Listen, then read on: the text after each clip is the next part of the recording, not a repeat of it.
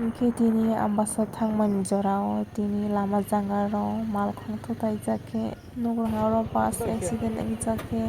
bus kotorma ainarok thangma sra sra phatui chaka bisingsi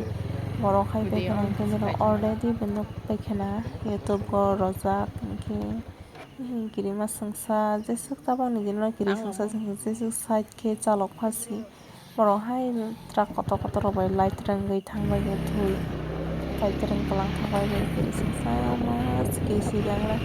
asuk jaro hinale asuk jaro khe aina rok phatui jak sigis digi ordek thangpa hengkhe Kiri Swngsa bike gari ganga rok Kiri Swngsa sigir tamoklai asuk video o khai tongmirok no kaham khe phunukmalia je hai kisa yangsuk light thangmani